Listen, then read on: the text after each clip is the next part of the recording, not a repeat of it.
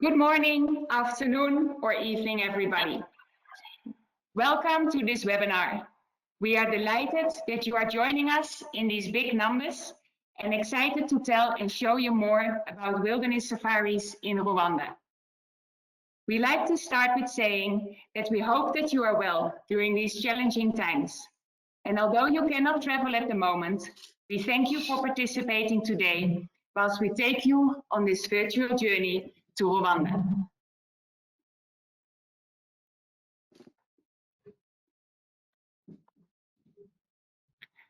Sorry, I'm trying to go to the next slide, which is, yes, there we go. First of all, I'd like to introduce you to Hein and Adriaan Mulder.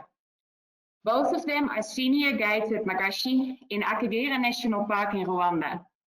During this webinar, they will tell us more about the wildlife and range of activities at Magashi.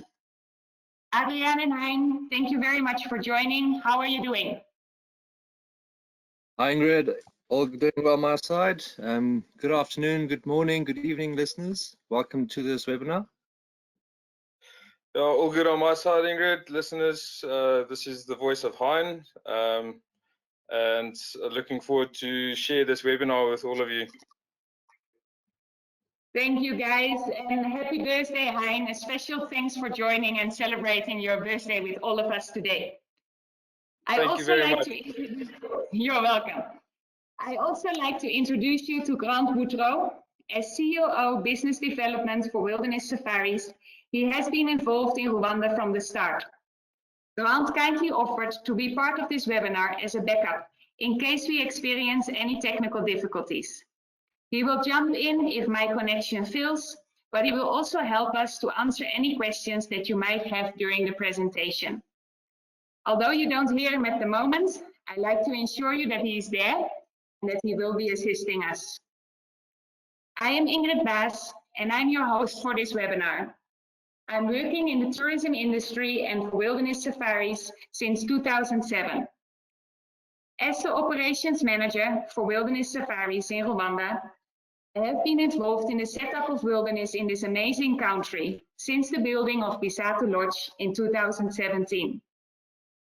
And in case you are wondering what accent you are hearing, I'm originally from the Netherlands, so that answers that question. During this webinar, we will give you more information about the country Rwanda and its capital Kigali, where our head office is located.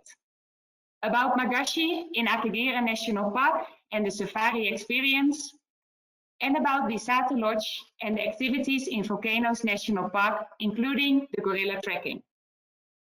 We will do this whilst going through different slides with pictures and information, showing you different videos that were taken recently and sharing our experiences with you. It might happen that there's sometimes a small delay in starting a video or going to a next slide. We will try to avoid this as much as possible. However, technical glitches might occur as we are all in different and remote areas in Africa, relying on our personal internet connections. The current lockdown regulations making it more difficult for us to come together or to use office internet connections. We like to apologize for any inconvenience in case it does happen. I do like to mention that this webinar will be recorded and the sessions will be made available to you in a few days. In your screen, you will see that you have the possibility to ask questions.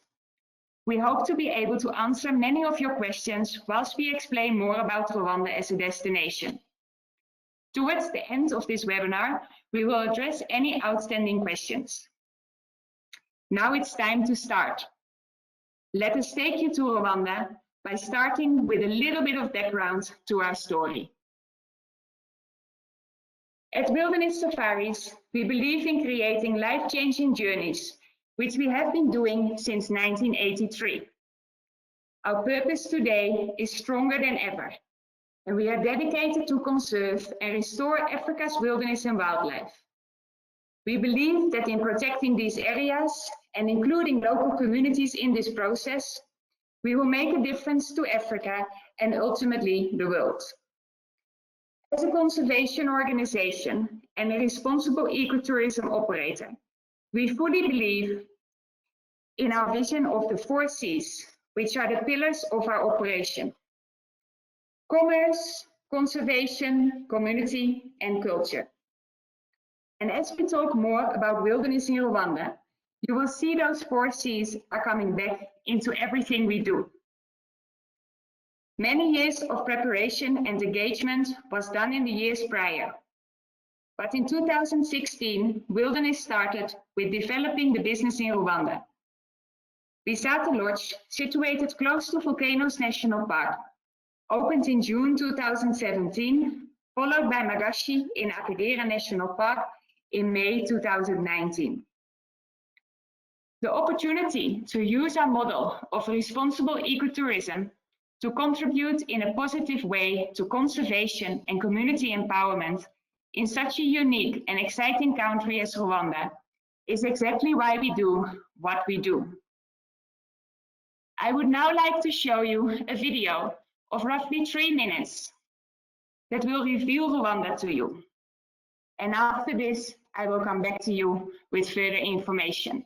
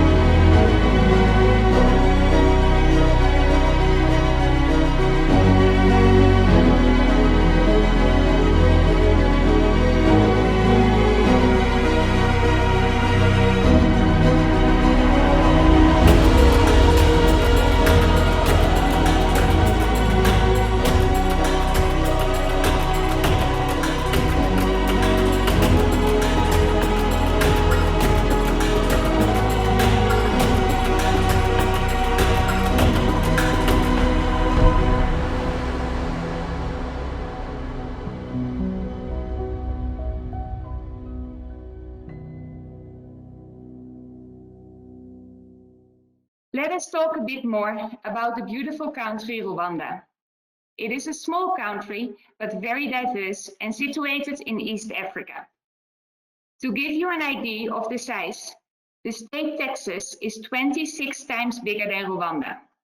It is a well-run, democratic country and is recognized as one of the safest and cleanest countries in Africa. The international airport in capital Kigali connects to many of the main airports in the world, and most visitors do not need a visa. In case you do, it would be available on arrival. In Rwanda, also referred to as a land of 1,000 hills, we have 4 national parks. Akagera National Park in the east of the country, with savanna, marshes, hills, lakes, and the unique safari experience.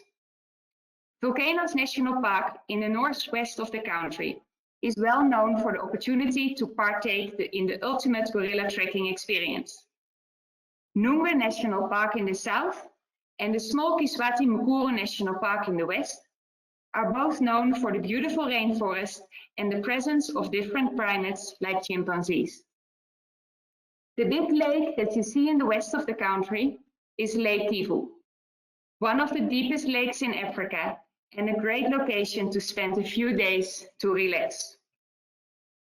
Rwanda is as well known for its traumatic history, including the 1994 genocide, but also for its recovery to become a stable, well-run and united country with a truly inspiring story.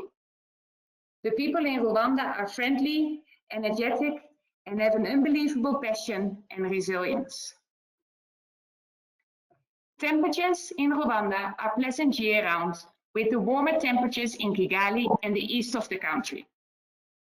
Average temperatures are between 12 and 27 degrees Celsius, or 54 to 80 degrees Fahrenheit. The cooler temperatures in the north and west of the country because of the higher elevation. Bisate is situated on an altitude of 2,600 meters, or roughly 8,500 feet, meaning the climate is of course always cooler on that side. Rwanda is beautifully green, lush and fertile because of the good rains throughout the year, but with 2 rainy seasons with a higher rainfall. The most rain is to be expected in the months March and April, and in the months October, November. Even during these wetter months, travel to Rwanda is good, avoiding the busier tourist season of the drier months. Rwanda is truly remarkable, and to fully understand, you would need to experience this yourself. It is the people, the atmosphere, and the positive energy that you feel around you.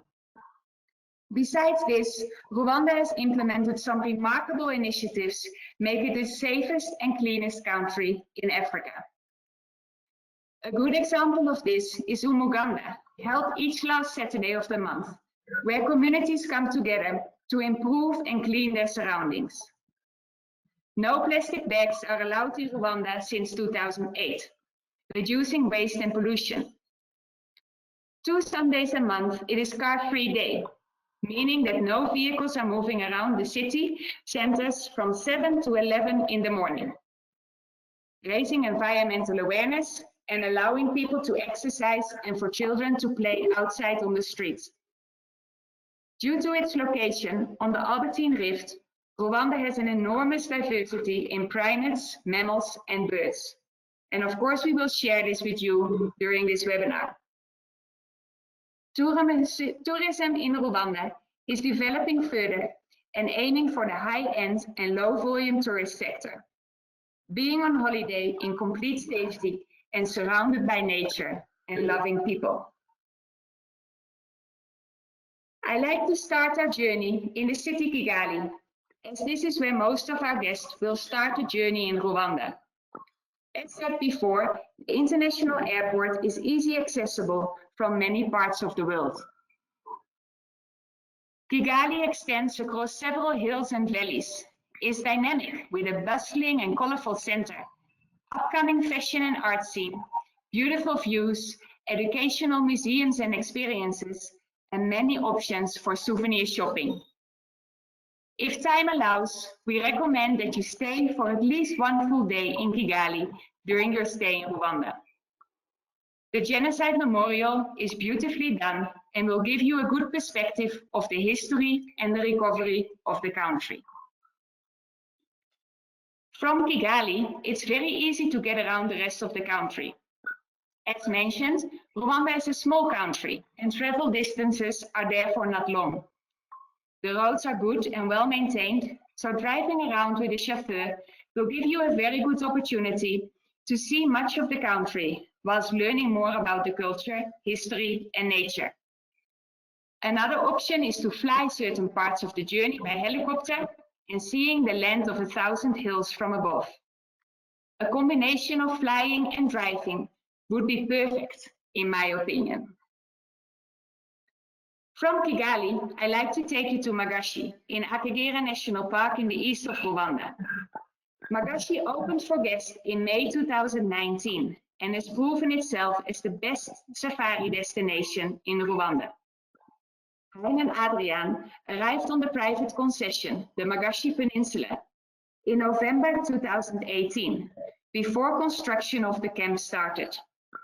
They were the pioneers, looking for the best spots to develop roads and getting to know the area inside out.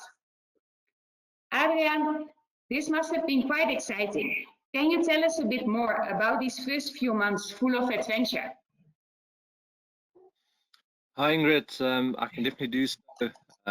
The first few months was definitely, like you said, pioneering, exciting, and also a great experience for myself and Hein to go out into the wilderness, where we were setting up our camps from one site to another on the concession, camping in small two-man dome tents, and also just experiencing what the wildlife had to offer.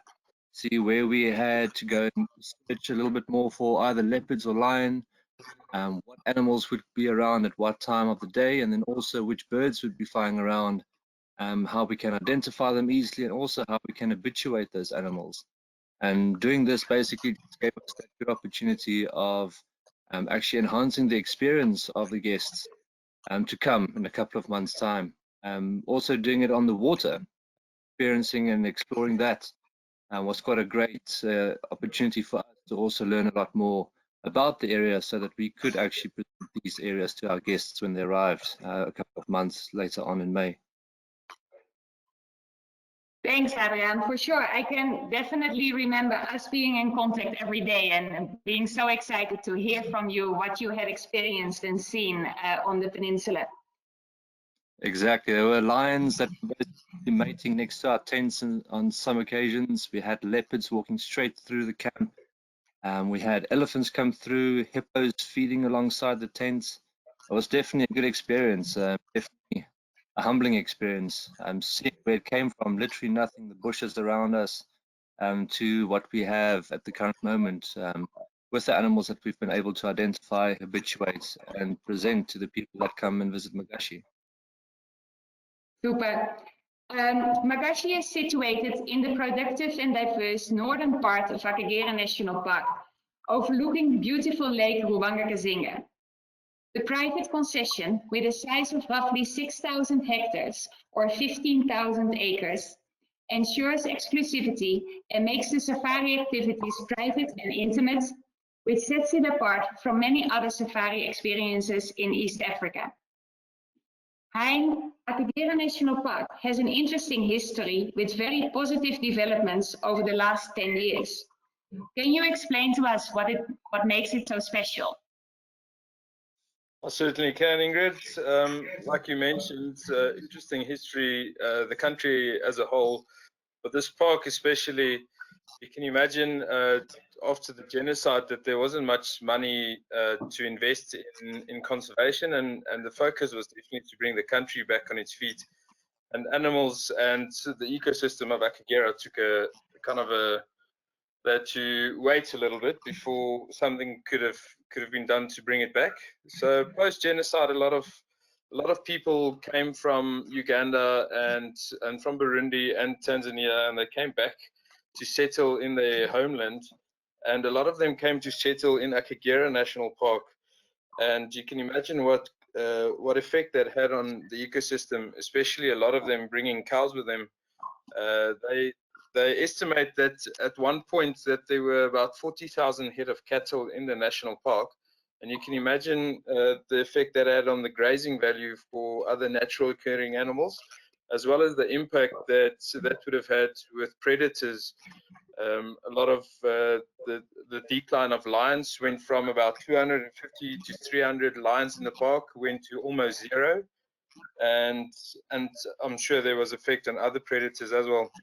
And then in 2009, African African Parks Network, they came and with a joint agreement with Rwandan Development Board, they created a Akagera management company and set off in 2010 to combat poaching, remove snares, and to move people out of the park and create a safe haven for the animals. It's then when conservation truly set off, and they believed in the first 5 years that the number of animals as a whole in the park has gone up with 4 times.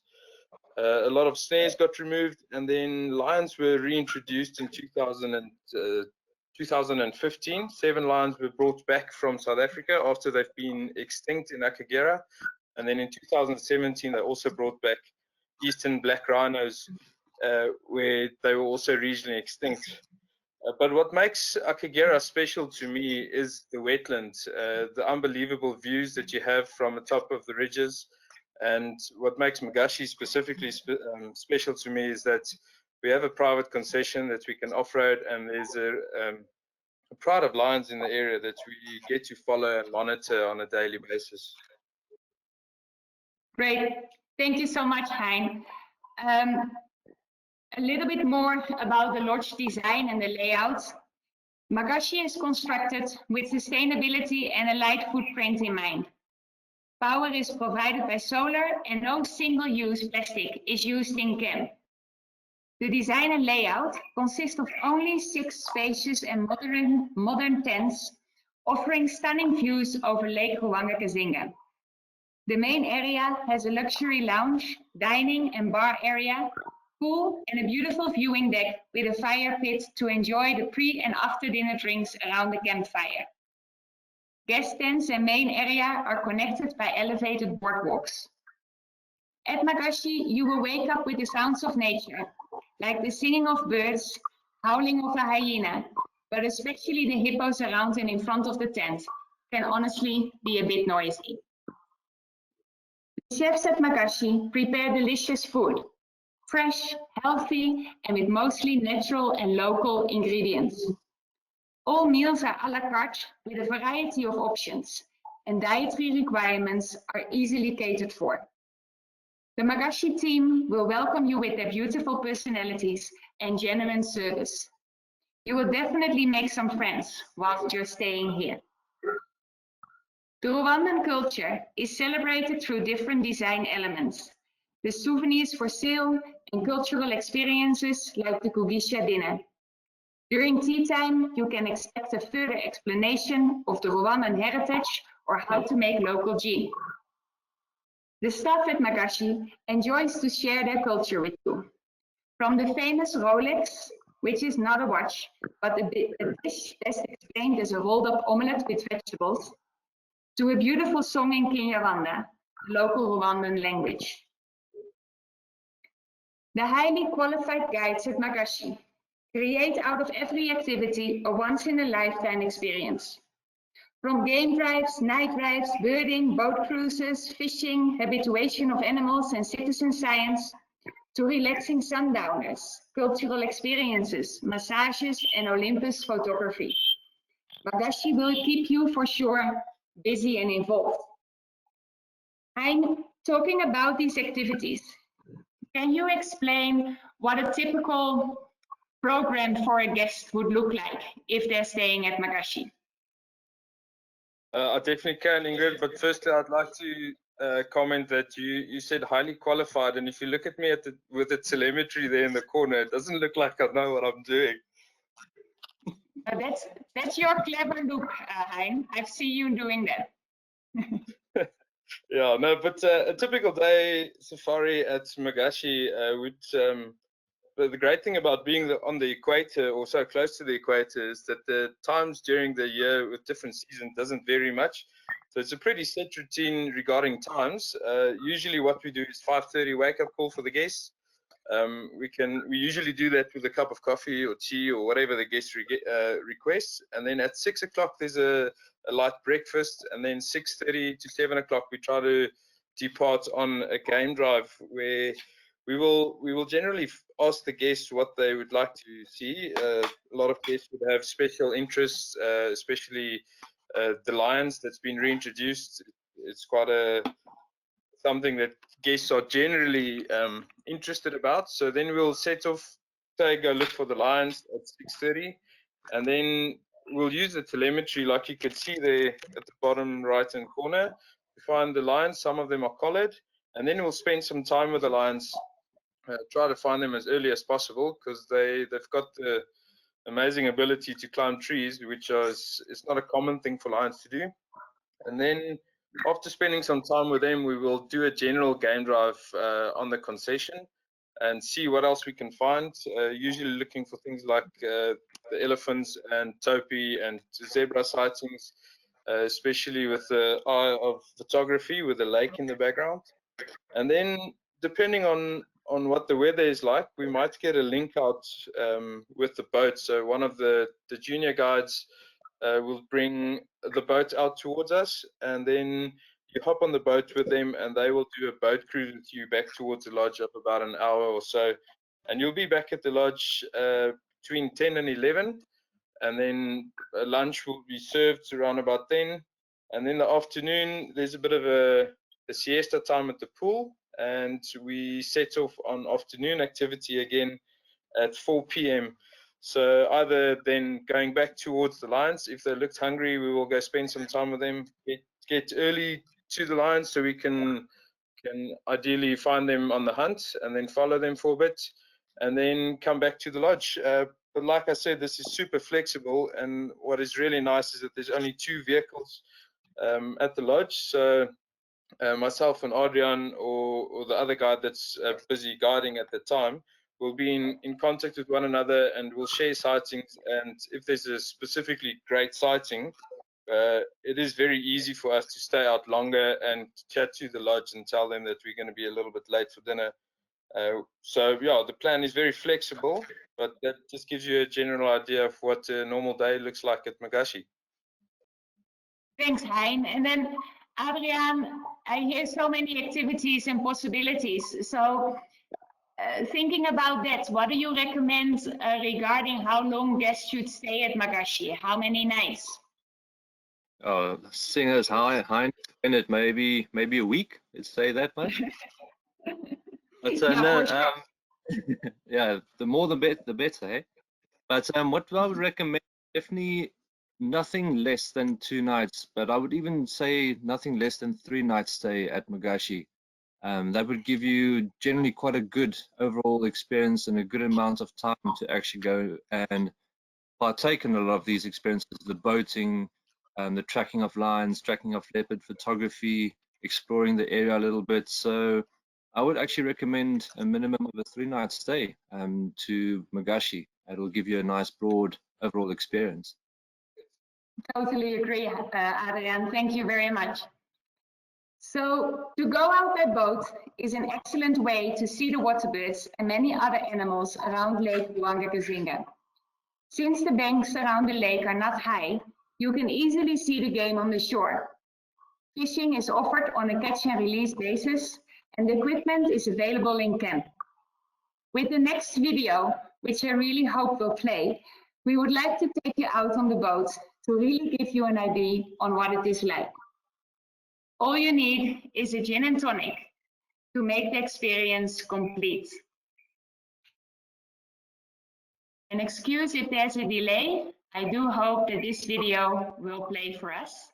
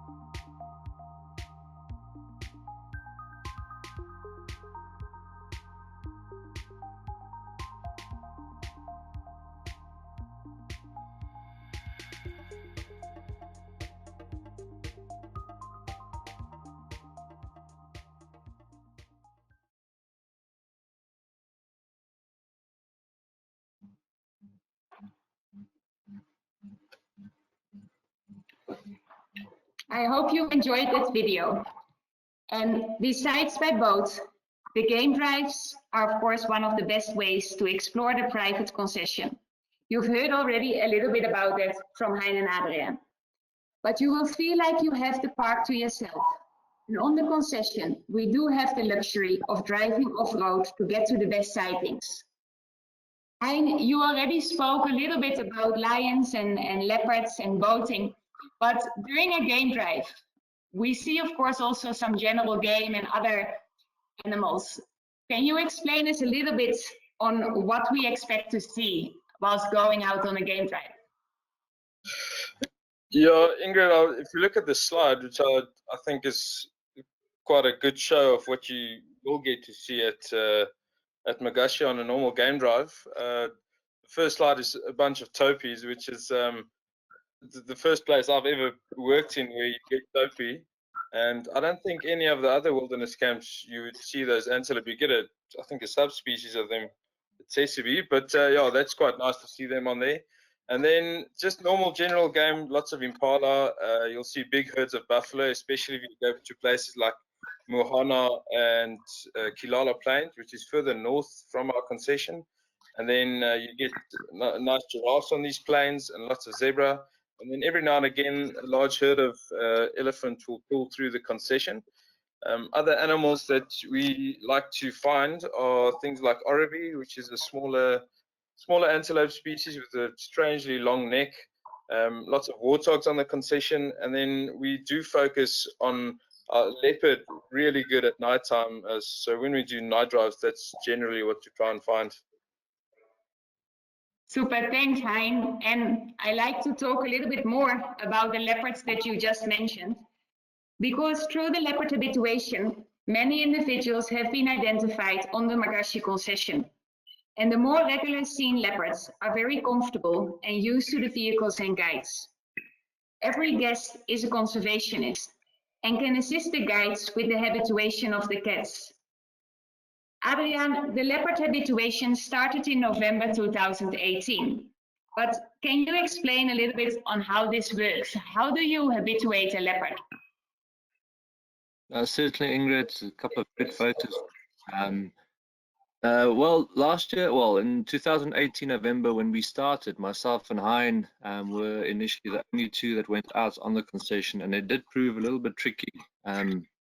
Firstly, finding them and then also being able to spend some time with them. So we had the help of the Track Academy for a short while. We came in with 2 trackers that were trained in South Africa to assist us, and their help was basically everything that we needed to get the whole process going. And with leopard habituation, basically the only thing that you need to do is to try and find them. First, we identified quite a few individuals. It's roughly about 16 individuals at the moment. Whereas of those we see, I would say on a regular basis, about 8. But trying to get them relaxed is a whole different ball game, because cats in general, especially leopard, are some of the most skittish and the most secretive types of cats that you do get out there.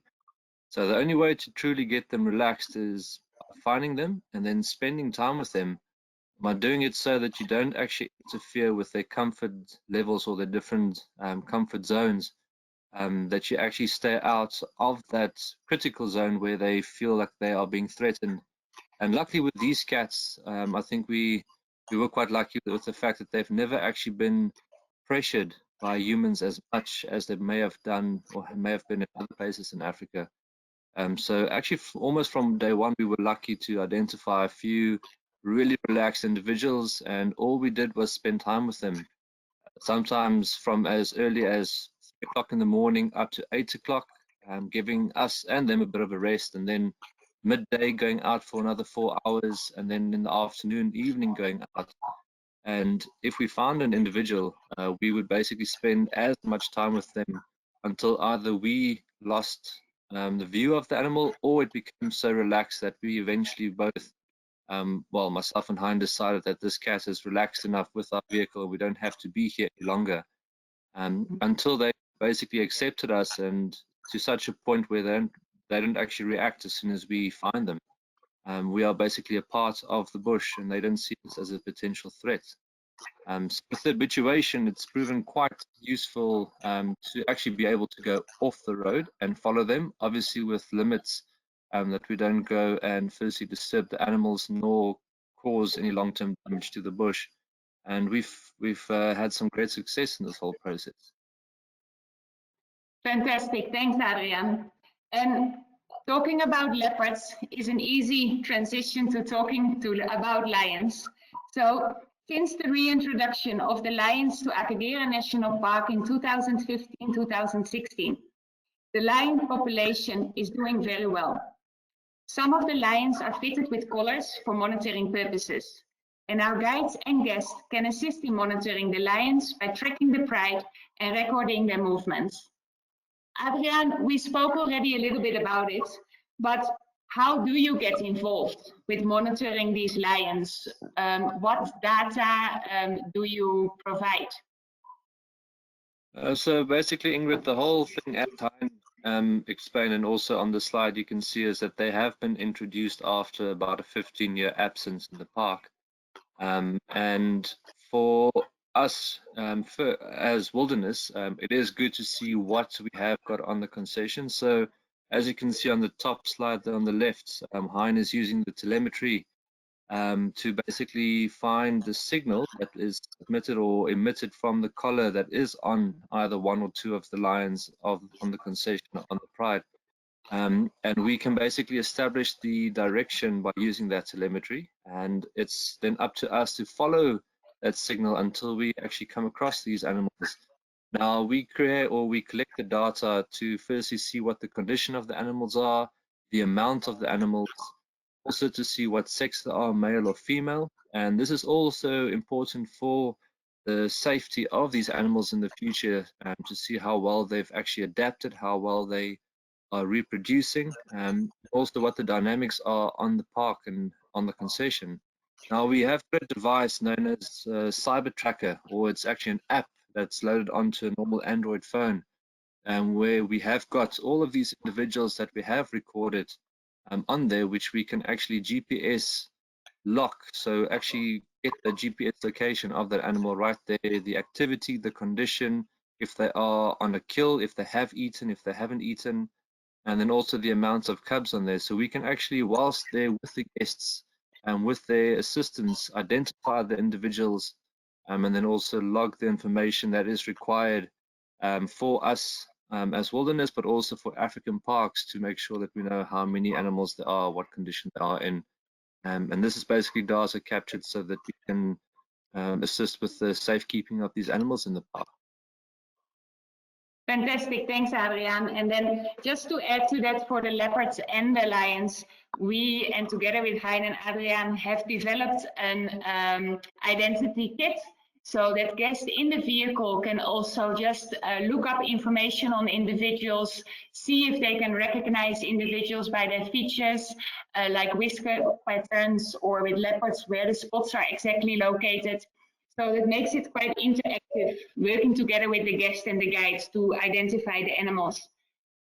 The next video I would like to show you is showing you a few of the lions and leopards at Magashi. Now, the last video with the boating was playing beautifully, so I hope the next video will do the same. Fingers crossed, but I believe we are getting...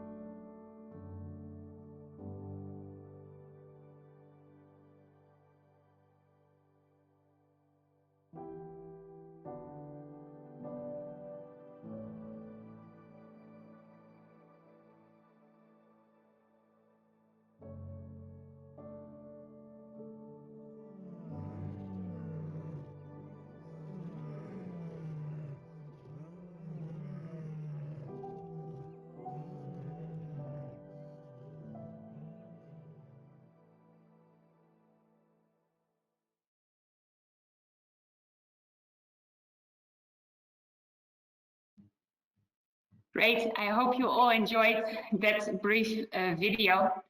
And then I'd like to talk a little bit more about the rhinos in Akagera National Park. They were reintroduced in 2017, and the population was further increased by rhinos translocated from European zoos in 2019. Adriaan, I believe there's a good chance of seeing rhino whilst you're staying at Magashi. Can you tell us briefly a little bit more about the rhino introduction to the park? As you say there on the they were introduced in 2019, and just to give the listeners a bit of a background on that, these animals are actually fourth generation zoo animals which have never set foot on African soil before they were actually introduced in Akagera National Park.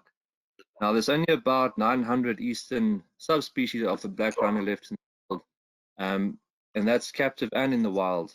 Now, this is actually quite a unique experience, having these animals introduced in the park, and actually getting them from being relaxed zoo animals back to wild animals, to looking for their own food, looking for their own water, having to defend themselves, and then also potentially in the future breeding. This is all done to genetically diversify the species further. And African Parks initiative with the zoos in Europe, specifically from the Czech Republic, have made this possible with these animals. But finding them on the concession, they are brilliant animals to actually view. They add so much to the whole experience.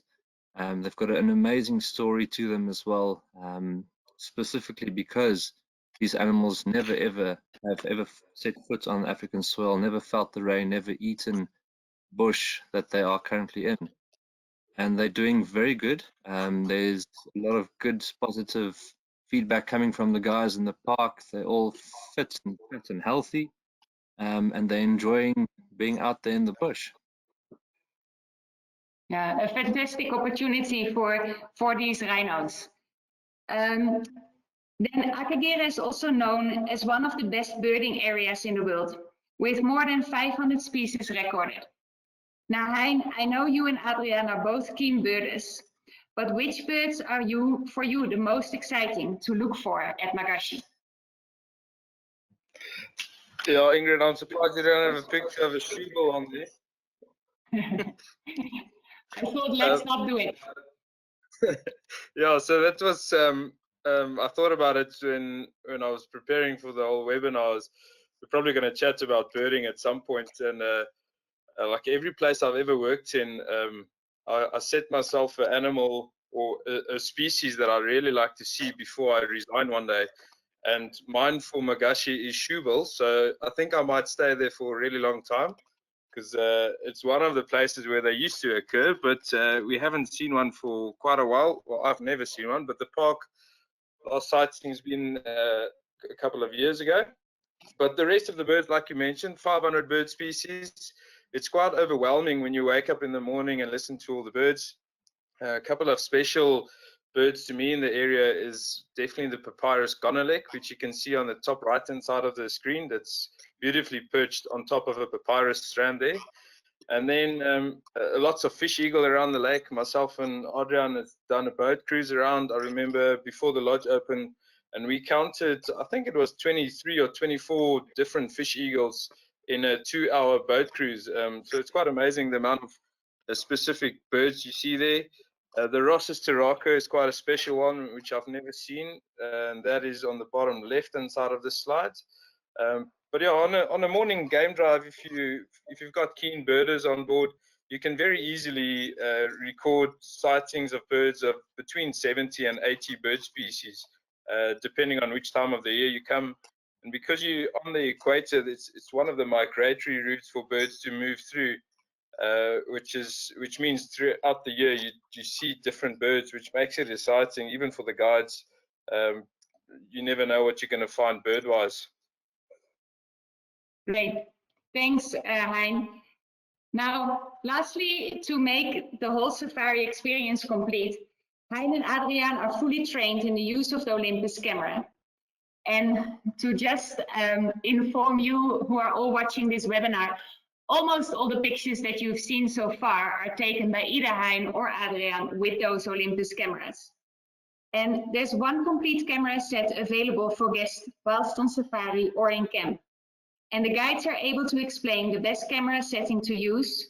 And next to that, Olympus binoculars are available on the game drive vehicles and the boats. Now, I hope you have enjoyed to learn more about Magashi. And we will now continue to the other side of the country, to Volcanoes National Park, where you will find the iconic and award-winning Bisate Lodge.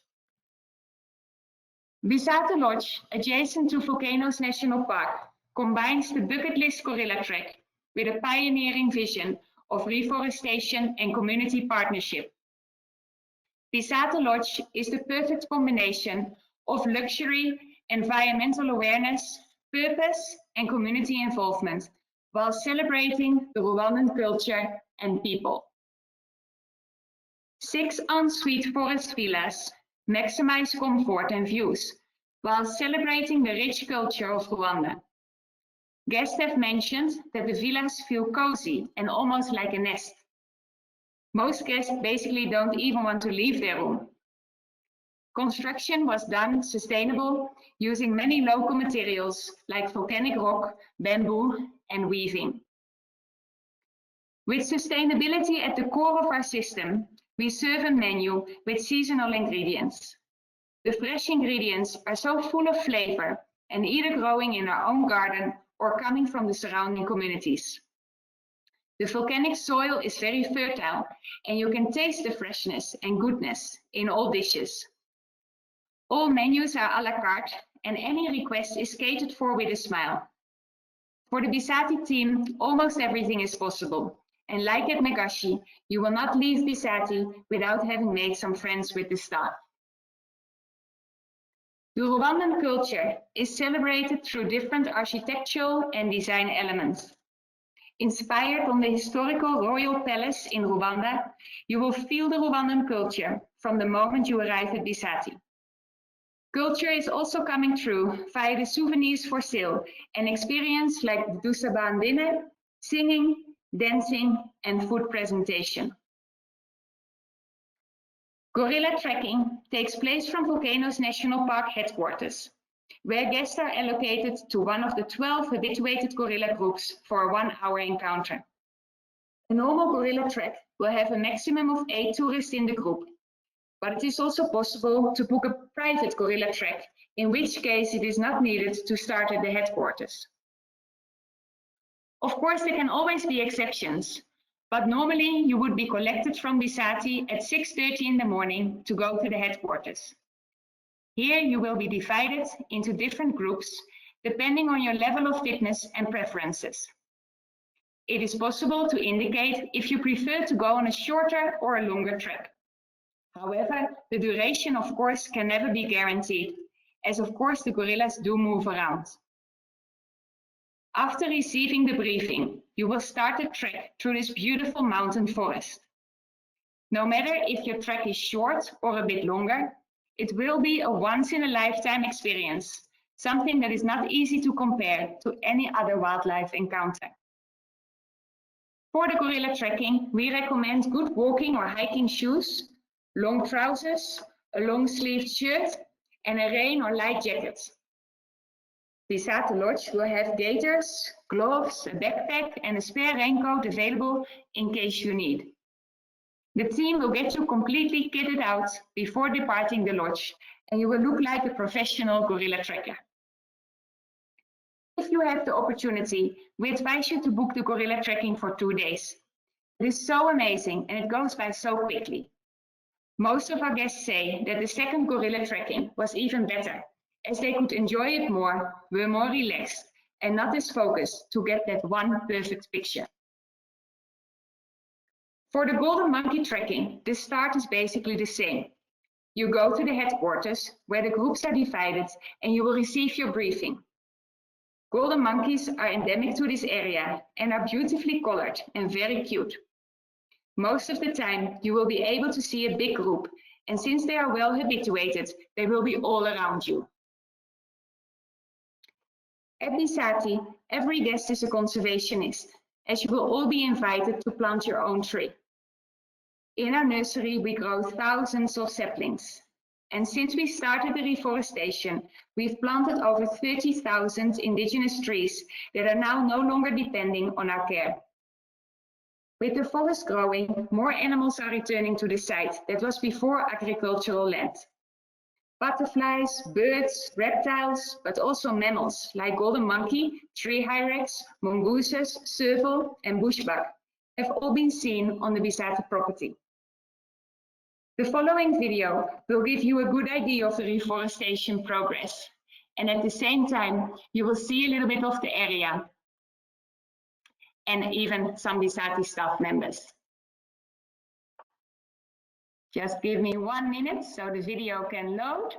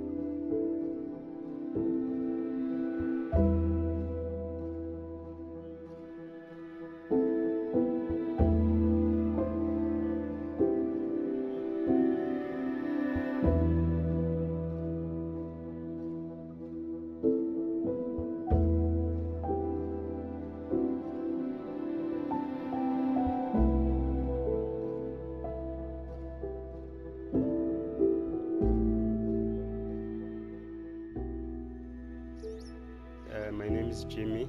I am agronomist here at Bisate Lodge in Rwanda. The difference between now and before we didn't come here, so the land was cultivated, so it means that this land was used as a farmland. Because of the community here, I mean the people who owned this land, they used the eucalyptus in different things like some charcoals, firewood, breeding houses. That is the why I can say there were many eucalyptus. So it means that our nursery changed so many things.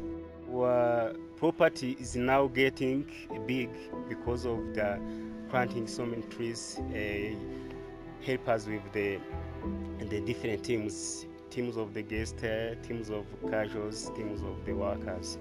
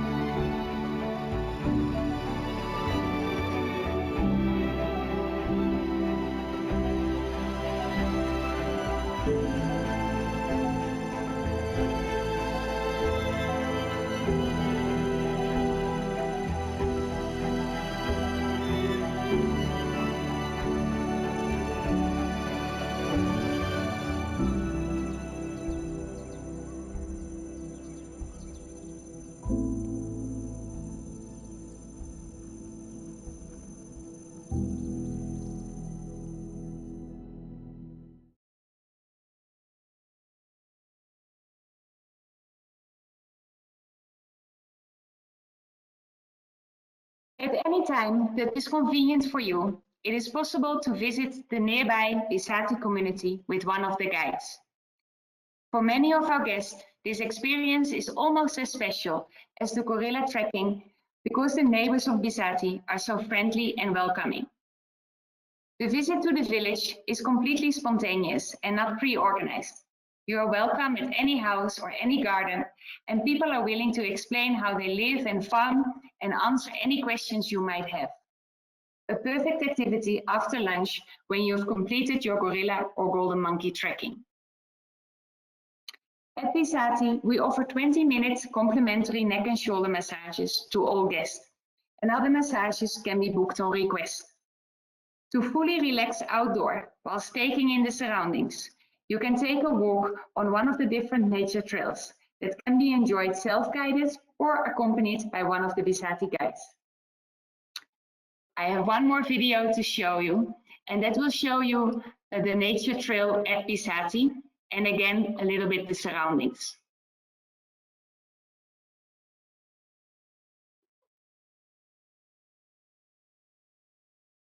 Excuse me, I'm doing something wrong, but we will get there. Sorry.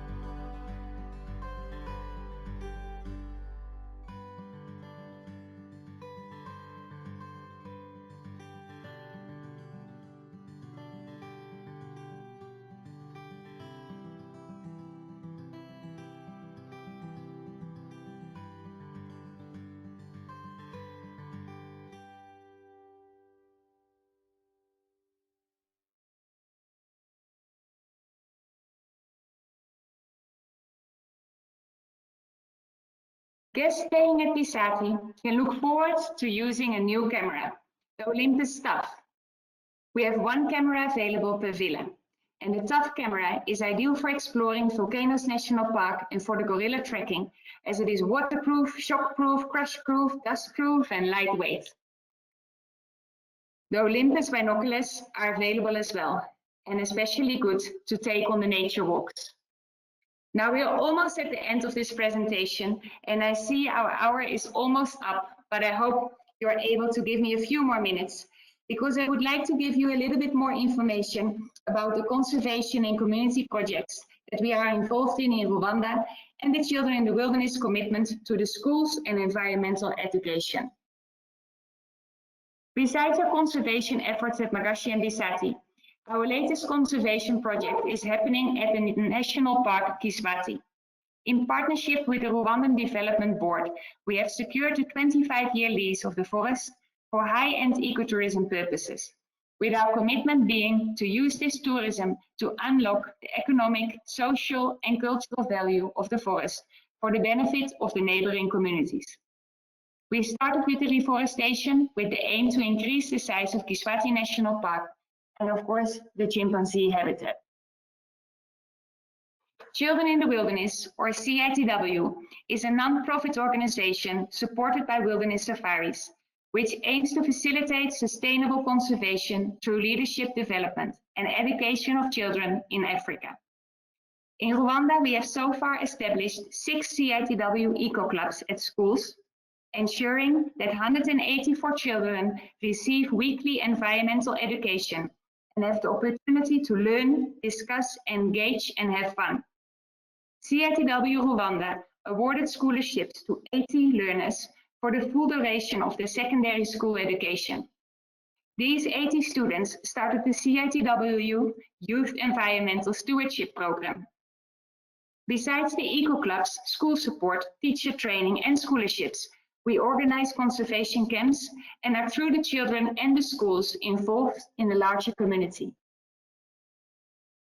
Wilderness safaris and the community committees at Bisate, Magashi and Kiswati, the 3 areas in which wilderness operates within Rwanda, have selected several projects that need financial support. All projects will directly benefit the communities surrounding the lodges, as well as conserve the beautiful national parks. A good example of this is the water project that was completed in November last year. We repaired the rainwater harvesting points, water pipes and water collection points for the community. This project ensured that almost 5,000 people have access to fresh water. Other projects done are providing solar lights and warm blankets to the people.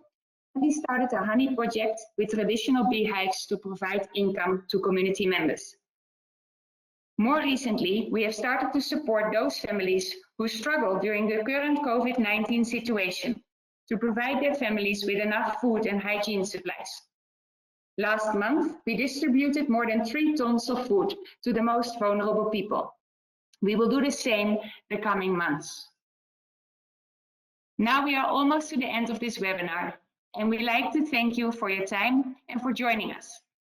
We hope you enjoyed this introduction to Rwanda, and we wish to see you soon. Adriaan and Hein and also Grant in the background, thank you very much for sharing your knowledge and your time. Thank you very much. Thank you. Then, for more information, I would like to refer to the following websites. And on both websites, you will be able to find much more information about wilderness safaris, children in the wilderness, and Rwanda. On the wilderness website, you will also be able to find the rates for Bisate and Magashi and directions on how you can make a booking. We would love to welcome you to Rwanda and to Magashi and Bisate Lodge. And we would like to ensure you that we are ready for you with all recommended health regulations in place. Thank you once again for joining this webinar. Now we will spend the next minutes to answer any questions that you might have left for us. Thank you.